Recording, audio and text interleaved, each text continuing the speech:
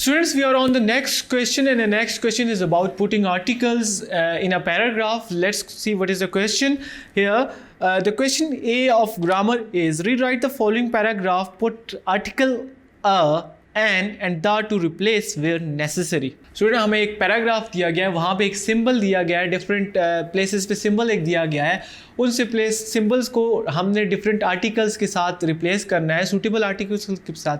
लेकिन इसमें कुछ ऐसी भी जगह है जहाँ पे इन तीनों आर्टिकल्स में से कोई भी नहीं लगेगा. इट मीन्स कि वहाँ पे हमने उसको वैसा ही छोड़ना है, कोई आर्टिकल नहीं लगाना. Let's read the paragraph.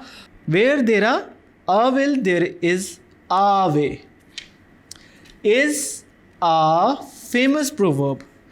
Many wise men, यहाँ पे कोई आर्टिकल नहीं आएगा, has proved it. It has an altogether. हमने यहाँ पे an इसलिए लगाया क्योंकि altogether ये यहाँ पे vowel sound से शुरू होगा, तो हर वो वर्ड जो vowel sound से स्टार्ट हो उसके पीछे हम an और a में से हमेशा an लगाते हैं. To ignore it, the people who adopt this fine principle find an ultimate victory. A man who doesn't act. Student यहाँ पे एक बुक में मिस्टेक हुई है, एक्ट को मिस कर दिया गया है. यहाँ पे इस वर्ड को काइंडली ऐड कर लीजिएगा. A man who does not act upon this rule cannot succeed in life. What a lesson. यहाँ पे लाइफ से पहले भी कोई भी आर्टिकल नहीं आएगा.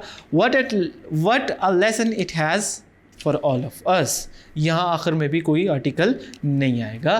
So student, I hope आपने ये question putting of article in different blanks or different places in a paragraph आपने ये understand किया होगा. I hope आपको articles की समझ आ चुकी होगी. Now let's move to our next question.